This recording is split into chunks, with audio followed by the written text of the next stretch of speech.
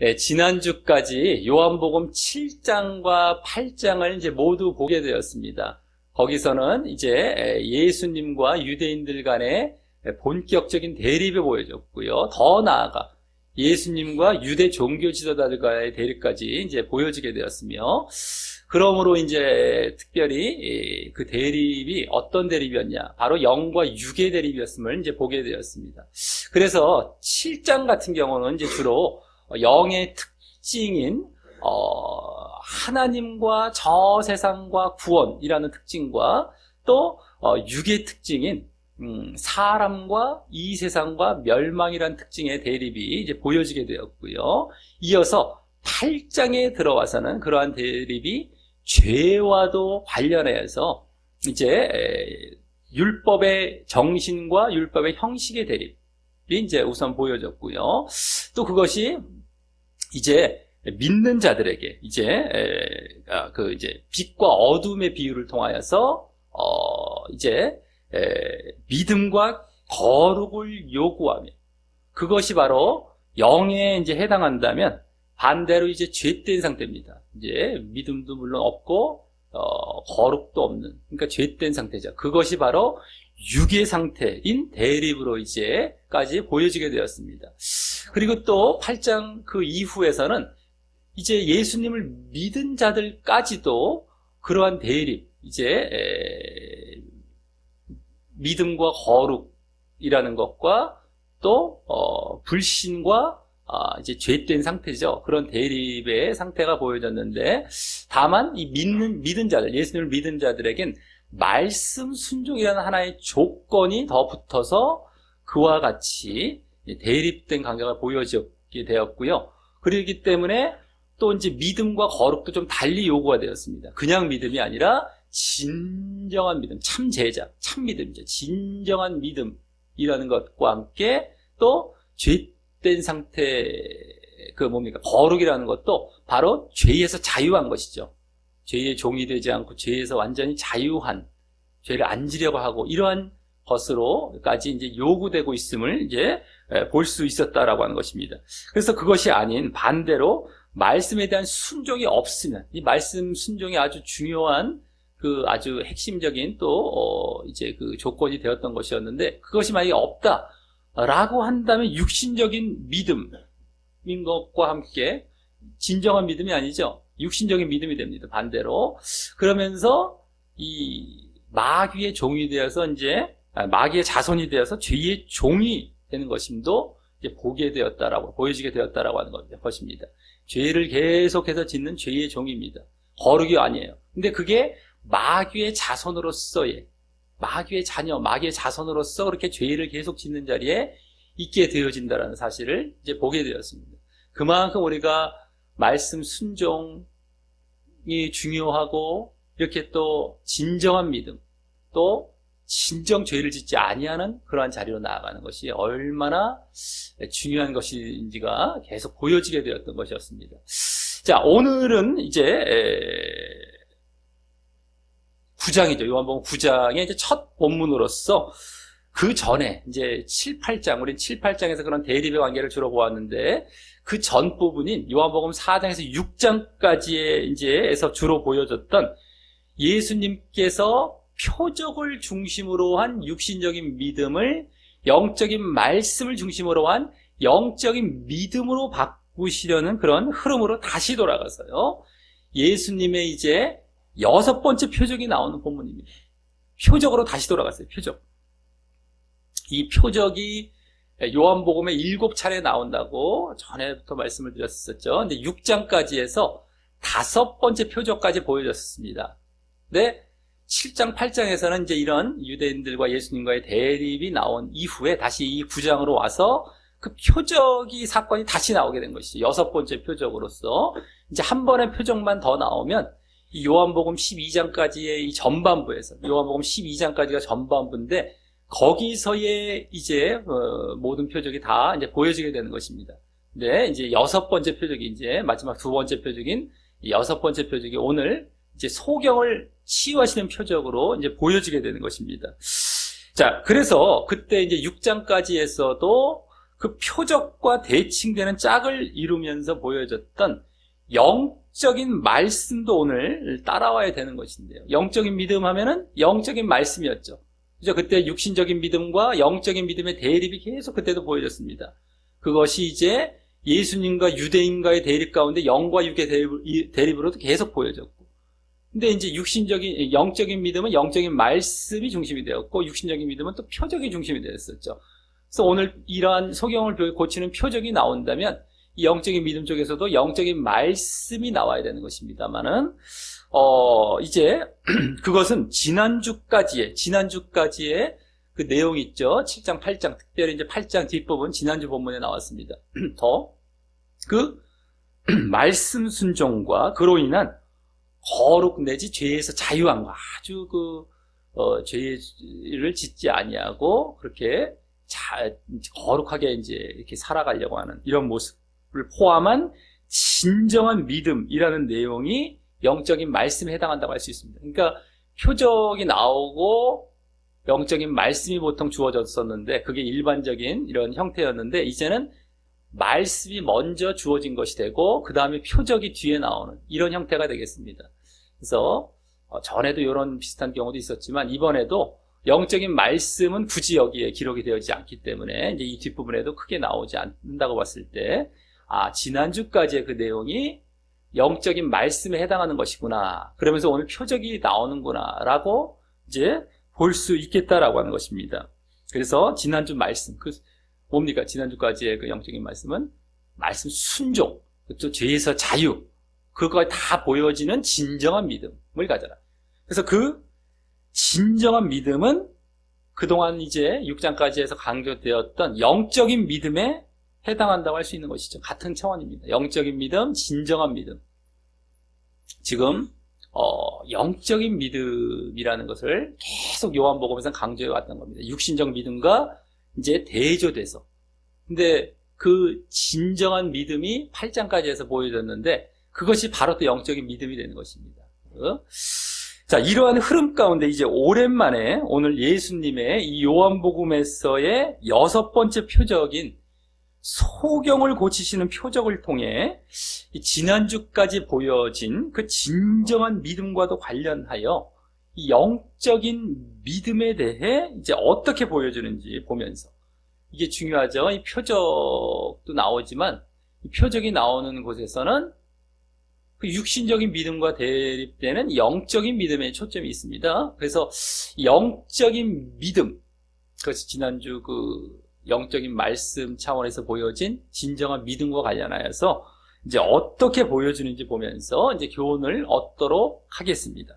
자, 먼저 1절은 예수님께서 지난주까지 8장의 배경이었던 예루살렘 성전에 계시다가 지난주 8장 그 마지막 절 59절과 같이 유대인들이 돌로 치려 하는 것을 피해서 숨어서 이제 그 성전에서 나가셔서, 그죠?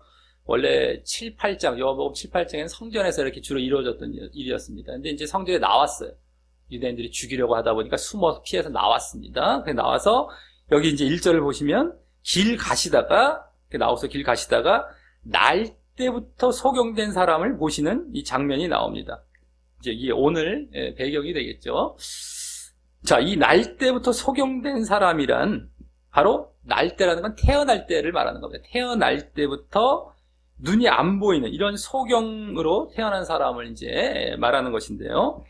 지금 예수님과 함께 다닌 제자들이 이제 또 있었는지 여기 지금 다음 2절에서 그 제자들이 예수님께 다음과 같이 질문을 합니다. 2절을 보시면 랍비여, 이 사람이 소경으로 난 것이 누구 죄로 인함이니까? 자기 오니까? 그의 부모니까?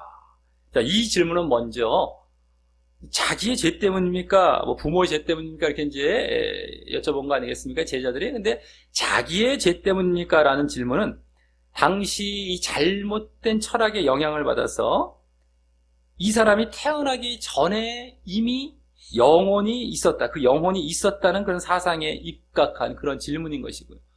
영혼이 이미 존재해서 또 어떤 죄를 이제 이렇게 영향을 받아서 이렇게 정말 소경으로 태어났다. 잘못된 철학의 영향을 받은 것이죠. 그런 질문이고요. 또 그의 부모의 죄 때문입니까? 라는 질문은 이제 구약 성경, 이제 출애굽기나 뭐 민수기 같은 데 이렇게 보면은 모세오경 쪽이죠. 그때 그런 곳에 보면은 나 여호와 너의 하나님은 질투하는 하나님인즉 나를 미워하는 자의 죄를 갚되 아비로부터 아들에게로 3, 4대까지 이르게 하거니와 라는 말씀과 같이 이제 아주 중요한 말씀이죠. 나를 사랑해라. 나를 미워하지 말고 나를 잘 사랑하고 섬겨라. 나를 잘 믿어라 했는데 그러지 아니하면 아비로부터 그 자손 3, 4대까지 이제 그 죄를 갚는 이 저주를 받는다는 이러한 이제 말씀이 나온 것인데 그와 같이 하나님을 미워한 그 부모의 죄의 저주가 자식 3, 4대까지 이르게 될 수 있다는 사실에 입각한 이제 질문인데요. 어쨌든 이 질문에서 볼 수 있는 당시 유대인들이 갖고 있었던 생각은 이와 같이 어떤 사람의 불행, 뭐 재난, 이것에는 그 이유가 반드시 있고 그것은 죄 때문으로 알고 있었음을 보여주는 것입니다. 이제 무슨 이유가 있다고 보여주는데 그 이유가 바로 죄 때문이라고 이제 이들은 보고 있었다는 것을 우리가 알 수 있는 것이죠. 이 불행과 재난에는. 자, 물론 우리의 여러 가지 재난과 고통 또 불행은요, 아담 이래 짓게 되었던 인간의 죄 때문인 것은 맞습니다. 죄로 인해서 여러 가지 뭐 이 세상이 파괴되고 여러 가지 정말 잘못되어지고 인간들도 정말 여러 가지 불행과 재난과 고난을 만나게 되고 고통을 당하게 되고 살아가는 것이죠. 그런 것들이 죄로 인해서 이 땅에 이제 어떤 저주로서의 계속 주어지고 있는 것입니다.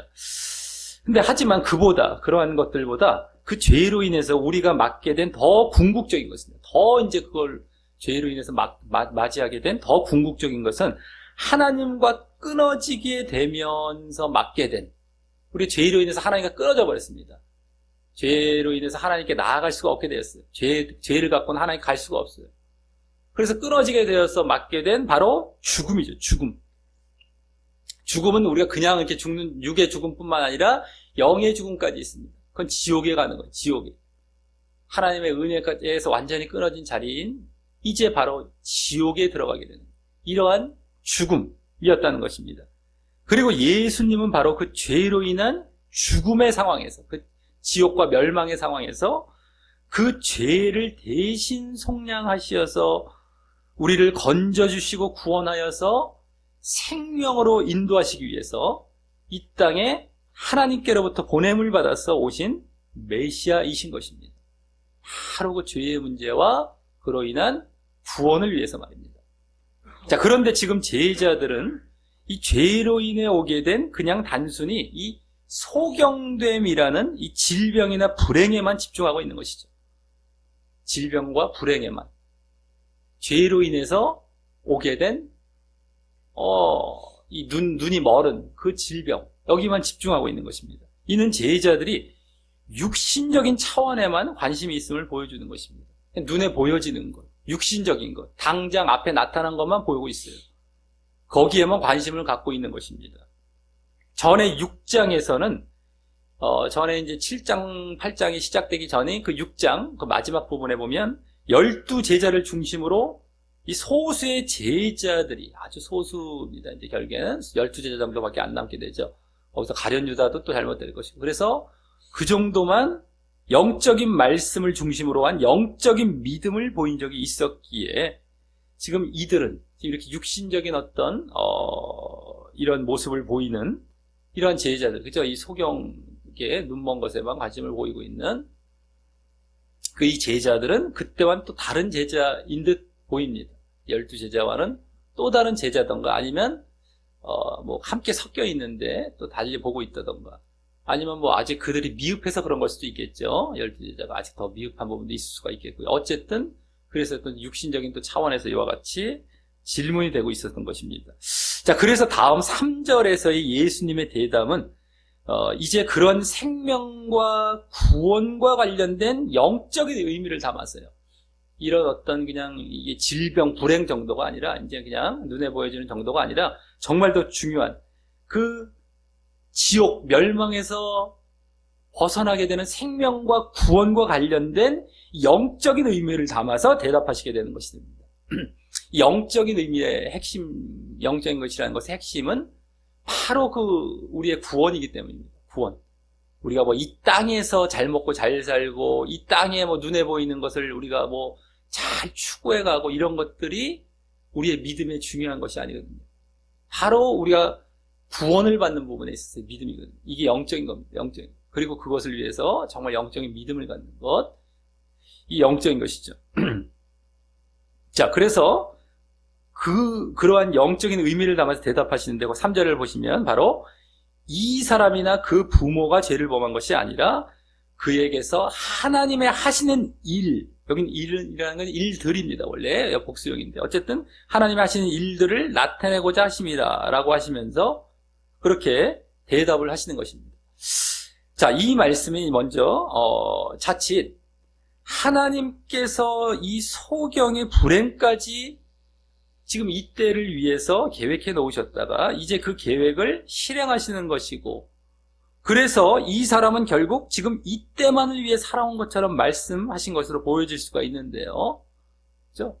이 사람은 지금까지 막 눈이 먼 상태로 예수님한테 이제 이렇게 만나서 하나님의 일을 이제 이렇게 보이게 하기 위한 것만 위해서 평생을 살아오다가 이제 만난 거예요.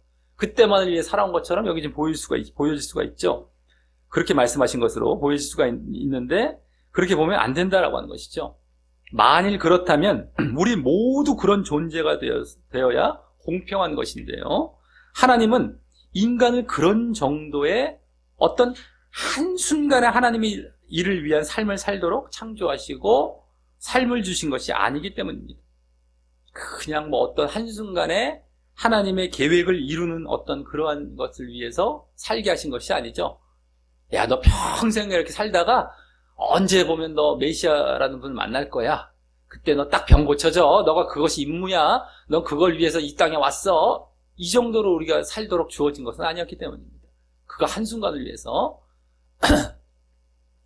그러기에 이 말씀은 일단 그 사람이나 이제 부모의 죄 때문에 과거에 이제 그렇게 소경이 된 것이 아님을 밝혀주시면서, 이제 과거 차원이죠. 그 어떤 이 사람이나 그 부모가 죄를 범한 것이 아니라는 것은 과거 차원. 그러면서 또한 지금 현재는 마침 그 사람의 소경된 상태를 통해서 하나님의 하시는 일들을 나타내고 드러내기 위한 기회가 된다는 그런 의미에서 이와 같이 말씀하시고 계신 것입니다. 지금은 이제 그렇게 하나님의 하시는 일들을 나타내시기 위해서 지금 그런 기회가 된다라는 것이죠. 예? 뭐 과거에 이 사람이 그렇게 했다는 것, 지금 현재는 이렇게 한다는 것입니다. 그래서 이걸 말을 잘못 보게 되면은 아까처럼 무슨 뭐 이 사람이 이때를 위해서 뭐 계획되었고 뭐 예정되었다가 뭐 지금 갑자기 이렇게 고쳐지면서 영광을 돌리는 일만 위해서 왔나, 이런 것이 아니라는 겁니다. 과거와 이제 현재, 이게 딱 분리해서 잘 봐야 되겠죠. 자, 이때 하나님의 이제 하시는 일들 일하시면서 그동안이나 또 그동안 이제 전에 부터 이제 또 지난주 말씀에서와 같이 하나님의 영광을 위해 일하시고 계심도 그대로 보여주시고 말입니다. 하나님의 하시는 일, 뭐 하나님의 영광을 위해서 그리스도에게 일하고 계시는 겁니다. 하나님의 일이라는 차원에서. 자, 그럼 그 일들은 복수로서 한 가지뿐만 아니라 그 이상이 되는 것인데, 그것들이 무엇일까요? 그 일들이 과연 무슨 일일까 궁금한데, 그래서 일단 하시는 말씀은 4절과 같습니다. 4절. 거기 4절을 보시면, 때가 아직 낮임에 나를 보내신 이의 일을 우리가 하여야 하리라. 밤이 오리니 그때는 아무도 일할 수 없느니라 라고 하신 말씀이죠. 이제 그 일들을 위해서 이제 말씀하시는 이런 이제 하신 그런 말씀입니다. 여기 이제 먼저 낫은 나를 보내신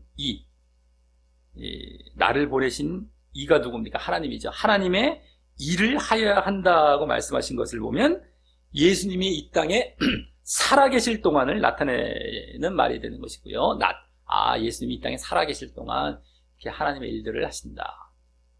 또 반대로 밤이라는 것은 그 반대가 뭐겠습니까? 죽으신 다음이죠. 죽으신 다음을 나타내는 말로서 이때 또 그 일을 하는 주체로서 여기 우리가라는 말과 또 우리가 하여야 하리니 이렇게 나오죠. 우리가. 그리고 아무도 일할 수 없는, 그러니까 아무도라는 말도 쓰셨습니다. 우리가 또 아무도라는 말을 쓰신 것을 보면 당신뿐만이 아니라 어떤 사역자든 이 살아있을 때, 예수님 당신도 그렇고 어떤 사역자든 간에 살아있을 때, 아까 낫과 같은 상태에 그 살아있을 때 여기 나를 보내신 이 하나님이죠. 하나님의 일이나 또 앞서 3절에서 말씀하신 그 하나님의 일들을 할 수 있다는 그런 당위성을 이제 보여주시는 말씀입니다. 뭐 당연한 거죠. 살아있을 때 누구든 간에 일을 할 수 있다. 하나님의 일을 이렇게 할 수 있다. 당연한 거죠. 죽으면 못하는 것이죠, 일을. 그런 차원에서 이제 당연한 차원에서 이제 말씀을 하신 것입니다. 자, 그렇다면 굳이 이 당연한 말씀을 하시면서 보이시고자 하셨던 것이, 더 궁극적으로 보이시고자 하셨던 것이 있으셨을 것임을 짐작해 볼 수 있는데요. 그것은 여기 낮과 밤으로 말씀하신 것이 다음 5절의 말씀인, 거기 5절을 잘 보시면 내가 세상에 있는 동안에는 세상의 빛이로라 라는 말씀을 하시기 위해서인 것이라고 할 수 있습니다. 이 말씀을 하시기 위해서 지금 낮과 밤까지 이렇게 말씀을 하셨구나. 이제 5절이 더 궁극적인 것이죠. 그걸 말씀하시기 위하셨던 것이죠. 여기 내가 세상에 있는 동안이란 말씀은 결국 앞서 4절에 낮을 달리 말씀하신 거죠. 낮. 내가 세상에 있을 동안, 살아있을 동안, 그죠? 그게 이제 아까 4절에 낮 동안, 그걸 달리 말씀하신 것이고, 그럴 동안 세상의 빛이라고 하신 것. 그렇게 한동안, 낮 동안 내가 세상의 빛이다 라고 하신 것은 당신의 빛으로 말미암아 이제 세상이 낮이 되었음을 의미하시는 말씀입니다. 그죠? 세상의 빛. 내가 살아있을 동안에 세상의 빛으로서 그렇게 그 당신의 빛으로 세상이 낮이 되었다, 밝게. 또 그것을 되었음을 의미하시는 말씀입니다. 그래서 앞서 4절에서 그 낮을 밤과 함께 말씀하신 것은 바로 여기 5절에 이와 같이 당신께서 세상의 빛이심을 말씀하시기 위한 것이었음을 알 수 있고요. 당신이 살아계시는 그 낮 동안 여기 그 세상의 빛을 계속 비추어야 하겠다는 의미로 말씀하신 것이라고 할 수 있습니다. 계속 세상의 빛, 그걸 계속 비춘다. 이것이 이제 아까 4절부터 말씀하신 그러한 이유가 되시는 것이죠. 그게 이제 계속 비추어야 하십니다. 이런 차원에서도 지금 4절부터 말씀하신 그 의미가 이제 여기 다 담겨 있는 것입니다. 세상의 빛 되시는 부분이죠. 자, 그럼 이 세상의 빛이란 무슨 의미일까요? 세상의 빛. 자, 이 세상의 빛이라는 말은요, 앞서 처음에 말씀드렸듯이 요한복음 8장에서 이미 빛과 어둠의 비유 가운데, 아까 그 빛과 어둠 말씀 잠깐 드렸죠. 앞부분에 그 비유 가운데 하셨던 말씀으로서 8장 특별히 12절입니다. 12절.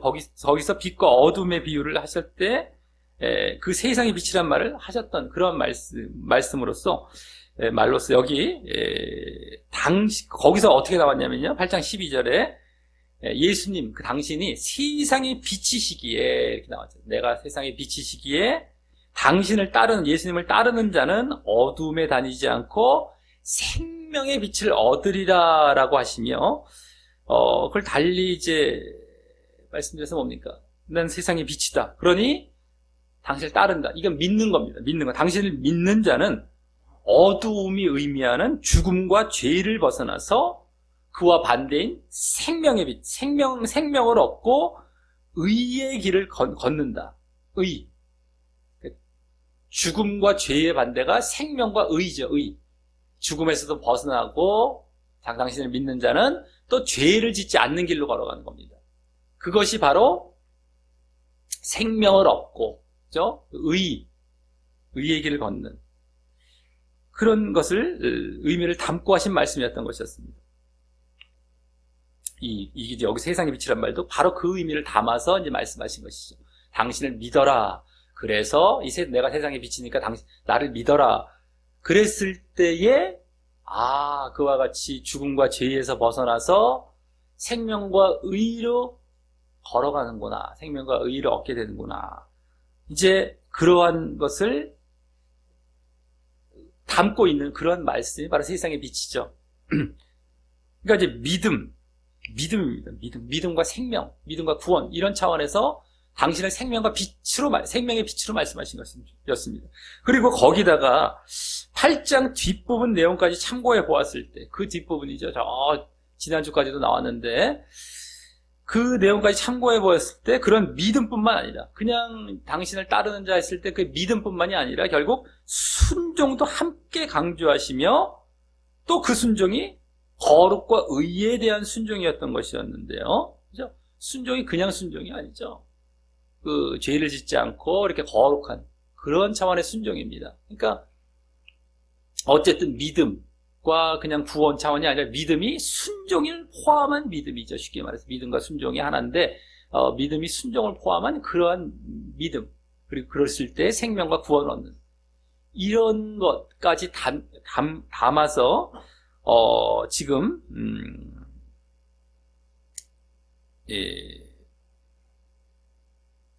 세상의 빛이라는 말씀을 하신 것입니다. 자, 그래서 지금 그렇게 이 거룩과 이제 거룩에 대한 순종이란 말은 아까 그 생명의 빛, 지난 8장 12절에 나왔던 생명의 빛이란 말에서 생명이라는 그 의미 말고도 거기도 의의 길을 걷는 그 일이 포함된 것과도 또 일치가 되는 것을 볼 때 그 거룩과 의에 대한 순종까지 이 세상의 빛이란 말에 요구된 것입니다.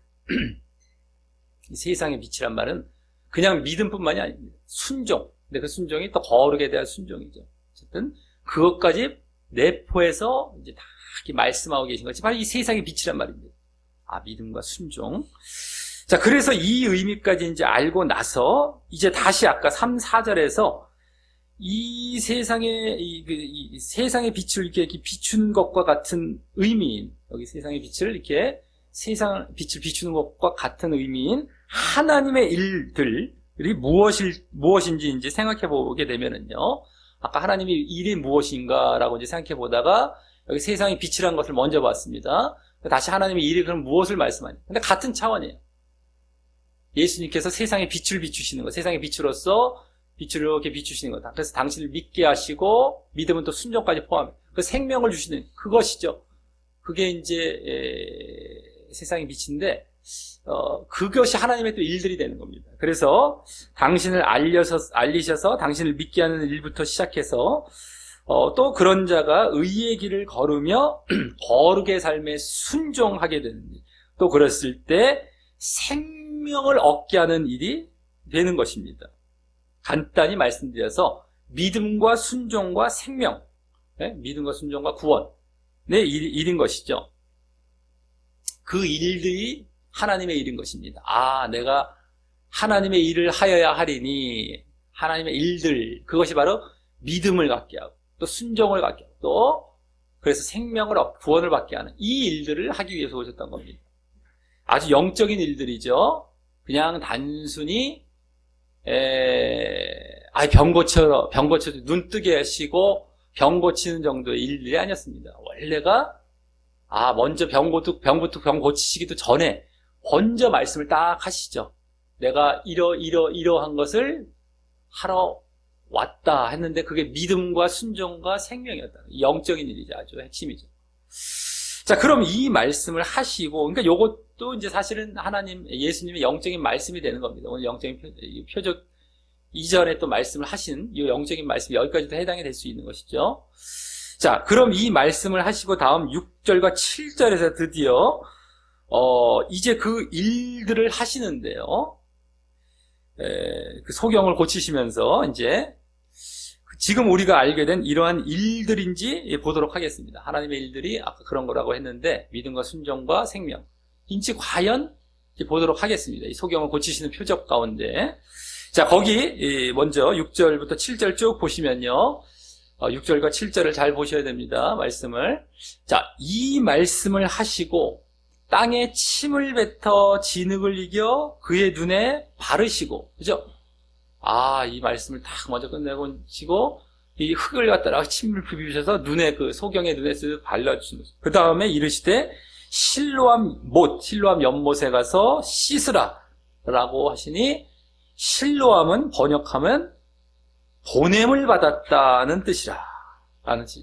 보냄을 받은 그런 못, 실로암 못, 보냄을 받은 못, 뭐 이렇게 볼 수 있겠죠. 어쨌든 그런 못에 가서 씻으라고 하시니 이에 가서 씻고 밝은 눈으로 왔더라.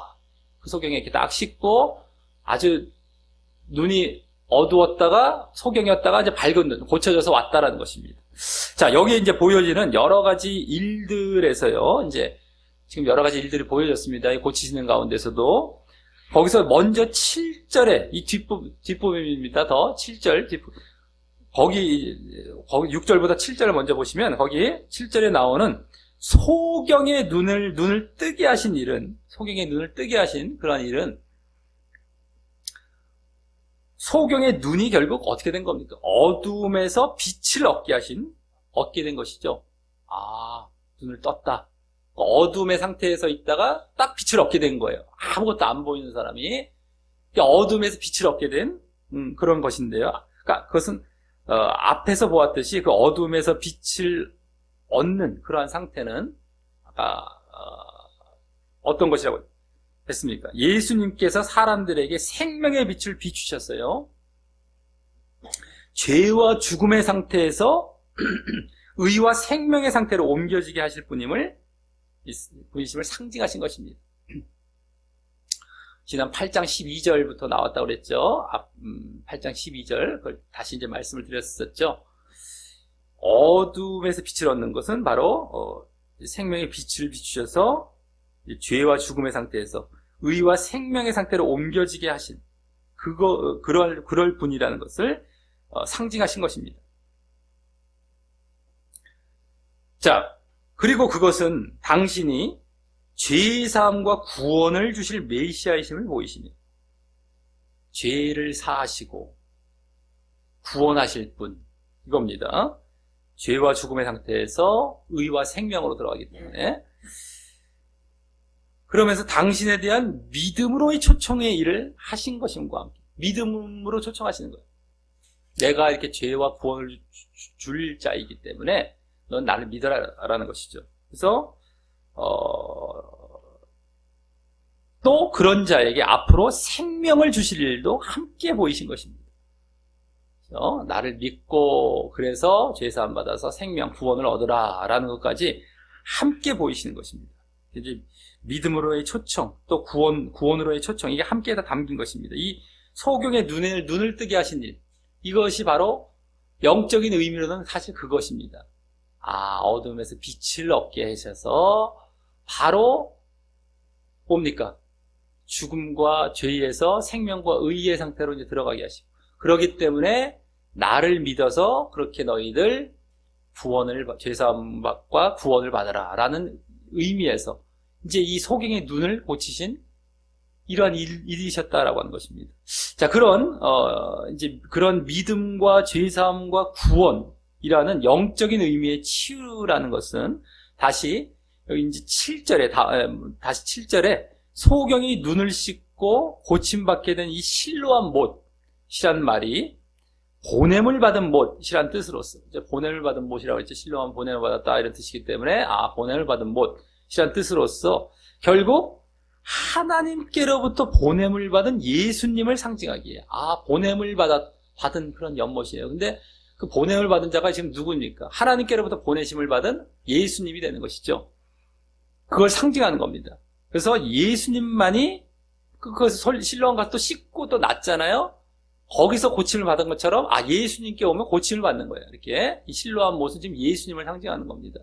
그래서 예수님만이 지금 소경이 눈뜸으로 얻게 된 생명의 빛이 의미하는 그 의와 생명을 주실 것을 보이는 것에서, 여기 상징하게 의미하고 있는 것에서 더욱 보여집니다. 바로, 그래서 이제 예수님만이 그와 같이 이제 의와 생명을 주실 것이다 라는 것을 결국에는 이 실로암 못이라는 데서도 그대로 이제 보여지게 되는 것이다 라고 하는 겁니다. 예수님만이 이제 바로 그렇게 의와 생명을 주실 것이라는 것이 보냄을 받아서 오셔서 그런 것이 담겨 있기 때문에 바로 믿음과 죄사함과 구원이라는 그런 영적인 또 치유를 이제 보이신 것이라는 것이 여기서도 이제 드러나는 것이죠. 자, 다음 여기 특히 앞에 이제 6절입니다. 먼저 나오는 6절에 그 눈을 뜨게 하시기 위해 침으로 진흙을 이겨 눈에 바르시는 시기에 유난히 복잡해 보이고 조금 지저분해 보일 수도 있는 행위를 통한 그런 명령에서 보여지는 의도는 상당히 복잡해요. 또 지저분합니다. 막 진흙을 이겨갖고 막 그래서 또 가야 돼요. 막 그 상태로 막. 근데 거기서 이제 그런 명령에서 그러면 뭐가 보여집니까? 어떤 의도가 보여집니까? 거기서 보여지는 의도는 그럼에도 그 소경이 순종할 것인가를 보시기 위한 것이죠. 그죠? 이게 어떤 진흙을 만들어서 눈에 이렇게 바르면 더 잘 낫는 약이 되더라, 이런 걸 다 떠나서 순종하는지 안 하는지 보는 거예요. 막 이게 침을 뱉어갖고 이게 흙을 이겨서 진흙 만들어서 이렇게 눈에 이렇게 바르신 다음에 저 가서 씻고 와라. 실로암 못은 당신 예수님을 이제 또 상징하는 그러한 연못에 가서 씻고 와라. 과연 이 소경이 과연 그걸 순종할 것인가를 보시기 위한 그런 명령이죠, 사실은. 그렇게 되는 겁니다. 지금 흐름상 그겁니다. 여기 큰 의미가 담겨 있다기보다 막 복잡하고 또 지저분한데도 순종할 것이냐 이거죠. 그래서 만일 그 소경이 예수님을 믿는다면 예수님이 정말 그걸 고쳐주실 분이다. 정말 예수님께서 그러한 내 어둠에서 빛을 주실 분이다. 이런 것까지도 해당될 수 있겠지만 어쨌든 믿는다면 그에 따른 순종도 요구하고 계신 일인 것입니다. 믿으면 순종도 해야 된다는 것이죠. 나를 믿는다면 순종. 자, 그래서 그 소경은 물론 이제 어떻게 됩니까? 그대로 순종하여 결국 밝은 눈으로 고침받고 돌아오게 되지만 말입니다. 그래서 이 소경은 오늘 사실 자신의 그 눈먼 병 때문에 사람들에게 죄인 취급 당하는 사람이었지만요. 아까 누구의 죄 때문입니까? 자기의 죄 때문입니까? 부모의 죄 때문입니까? 그래서 이게 죄인입니다. 죄인. 소경은 지금 죄인 돼서 이 눈이 멀었다는 거예요. 자기 죄인입니다. 죄인 취급받는 사람이었어요.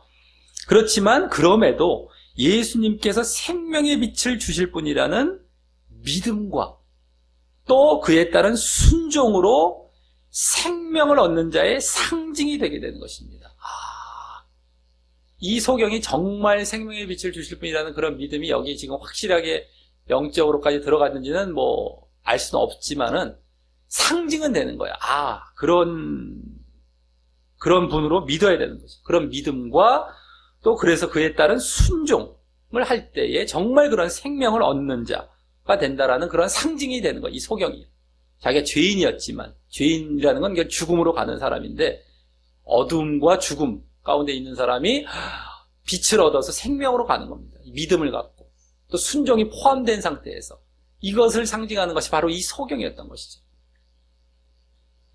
자, 이 표적이 이러한 믿음과 구원을 보여주는 영적인 표적이라는 사실을 잘 이제 보여주게 되는 것은요.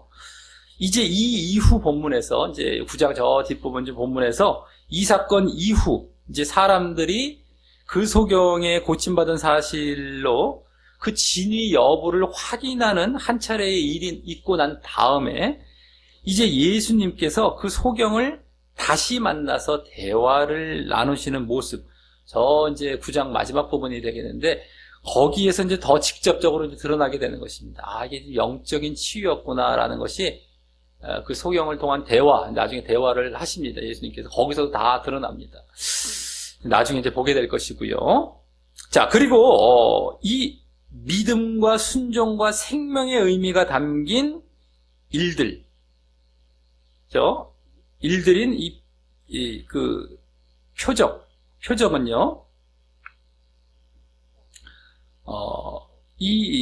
결국 앞서 예수님께서 세상의 빛이라고 하시면서 하시는 하나님의 일에 담긴 의미인 이 믿음과 순종과 생명의 일과 일치하죠. 믿음과 순종과 생명의 의미가 담긴 그러한 표적. 이 표적은 결국 아까 세상의 빛, 당신이 세상의 빛이다라고, 그래서 하나님의 일을 그렇게 일을 하신다, 세상의 빛과 같이 일을 하시는데 그게 어떤 일이었습니까? 믿음과 순종과 생명이었지 않습니까? 그죠? 믿음과 생명과 구원.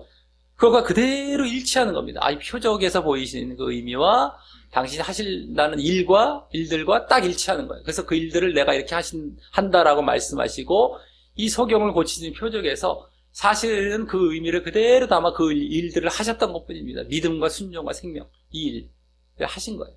주시는 일을. 자, 이로써 오늘 오랜만에 예수님의 표적으로 이제 돌아왔어요.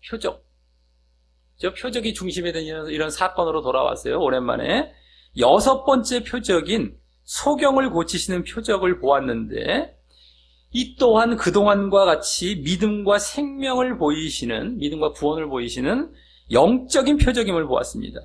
그리고 이번 경우는 표적을 먼저 보이신 이후 영적인 말씀을 하신 것이 아닌, 먼저 이제 영적인 말씀을 보이시고 표적을 그에 따라 이제 보이신 경우였습니다. 지난주 말씀이 영적인 말씀이었고, 또 오늘 앞부분까지도 이제 영적인 말씀이 되는 것이었습니다. 자, 그래서 지난주와도 또 그대로 이어지는 것이었죠. 오늘 지난주 지난주까지의 예수님과 유대인들과의 대립 가운데에 보여졌던, 또 죄와도 관련되어서 쭉 이제 말씀 순종이 있어야 되고, 그래서 너희들 그때 이제 거룩게 또 길도 걸어갔을 때 이게 진정한 믿음이다라는 그러한 차원에서 쭉 보여줬던 것이 그대로 그 내용과도 이어지게 되고요. 오늘 이 표적이 또 그냥 하는 것이 아니라, 그래서 또 지난주 먼저 당신을 믿어야 할 뿐만 아니라 거룩에 대한 순종을 해야 죽음과 죄에서 벗어나 생명으로 나아간다고, 이번에는 순종과 거룩의 삶까지 포함한 일명 진정한 믿음을 보이시는 영적인 말씀을 해주신 것이었다면요, 지난주. 오늘 소경을 치유하시는 그 표적을 보이시면서 그 전에 먼저 당신을 세상의 빛으로서 하나님의 일들을 하신다고 말씀하시며 그 믿음과 순종과 거룩의 의미를 내포하여 말씀하신 것인데요. 그대로 믿음과 순종, 또 거룩, 또 그대로 또 이어서 이제 드디어 소경의 눈을 뜨게 하시면서 먼저 어두움에서 빛을 얻게 하시며, 어두움에서 빛을 얻게 하십니다. 다 이제 눈을 뜨게 하실 때, 그래서 바로 당신에 대한 믿음과 또 그로 인한 생명을 가지게 하시는 일을 하셨고요. 그걸 요구하시고 계신 것이었죠. 그 일들을 보이시고 계신 것입니다. 내가 정말 이렇게 눈을 뜨게 하는 것은 내가 이와 같이 생명을 줄 뿐이에요. 내가 나를 믿어라라는 것이죠. 그런 것을 하셨고요. 또 진흙 바른 눈을 그 실로암 못에 씻게 하시는 이러한 순종을 요구한 치유 속에 순종을 요구하셨습니다. 그냥 고치신 것이 아니라 순종을 요구하시면서 고치셨어요.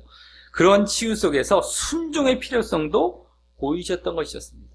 믿음뿐만 아니라 순종이죠. 나를 믿는다면 가서 순종해라. 자, 그래서 오늘 표적도 그동안과 같이 그러한 믿음과 순종과 생명이라는 영적인 것의 핵심을 내포한 영적인 표적이었고, 또 결국 지난주에 영적인 말씀에서 말씀된 진정한 그 믿음과 그대로 일치하는 영적인 믿음을 그 가운데 우선 제자들에게 가르치고 계셨던 것이었습니다. 네. 그 영적인 믿음을 제자들에게 먼저. 자, 오늘 제자들은 질병과 불행으로 보며 그 소경된 것을요, 질병과 불행으로 보며 육신적인 차원에 있었지만 그것을 다시 그와 같은 영적인 믿음으로 바꾸시려는 이제 노력을 보이시며 말입니다. 자, 우리 모두 오늘 표적을 통해서도 다시금 믿음과 생명이라는 영적인 믿음이 중요하다는 사실을 아시고요. 믿음과 구원, 믿음과 생명. 이것이 영적인 믿음이죠. 그것을 우리가 이제 관심을 갖고 그것을 위해 믿는 것. 그것이 영적인 믿음입니다. 믿음과 생명. 다른 것. 뭐 그냥 잘 먹고 잘 살고 이 땅 잘 되려고 해서 예수님을 믿는 것은 육신적인 믿음이고 거짓 믿음이고 구원 못 받는 믿음이죠. 다 멸망으로 갑니다. 다 멸망입니다. 그 죄된 상태고 우리가 다 본 게 다 그거예요. 뭐 성경에 많은 내용이 나오는 게 아니라고 했습니다만 우리는 분명하게 확인하는 것뿐이고 이 분명한 확인을 통해서 더 내 안에 이게 다져지는 겁니다. 아, 이렇게 되면 안 되는구나. 내가 육적인 건 다 내려놔야 되는구나. 돈 버는 거 뭐 이런 거 다 내려놓고 하나님과 맞닥뜨렸을 때 영적인 거 믿음과 구원과 맞닥뜨렸을 때 이걸 내려놔야 되는데 안 내려놓으면 육신적인 상태에 있는 겁니다. 육신적인 믿음으로 나아가는 거예요. 그래서 결국엔 멸망으로 나아가죠. 이제 이러한 것을 잘 아시고 정말 영적인 이런 믿음이 중요한 사실을 오늘도 오늘 표적을 통해서도 잘 아시고 그것을 위해 이번에는 순종도 필요하다는 사실을 아시면서 순종이 필요합니다. 또 이 그냥 믿음이 아니에요. 순종까지 그대로. 그것이 이제 지난주 8장, 또 지난 8장, 거기서도 순종이 계속해서 요구가 되고 있었죠. 말씀이 되고 있었습니다. 그러니까 요 부분은 지금 순종 쪽에서 많이 이제 이게 지금 부각이 되고 강조가 되고 있는 부분입니다. 그냥 믿음이 아니라 순종. 그랬을 때에 이제 그와 같이 그 순종도 거룩에 대한 순종, 뭐 의의 삶에 대한 순종, 이런 것이 다 이제 연관이 된 순종이죠. 그래서 늘 그렇게 영적인 믿음과 순종의 모습을 보이심으로, 네? 영적인 믿음입니다. 그냥 믿음이 아니라 영적인 믿음. 또 그에 따른 또 순종. 그걸 그대로 보이시면서, 이제 생명의 길을, 생명을 얻는 길을 가셔서, 이제 결국 그 생명과 구원에 이르시기를 예수님의 이름으로 간절히 축원합니다.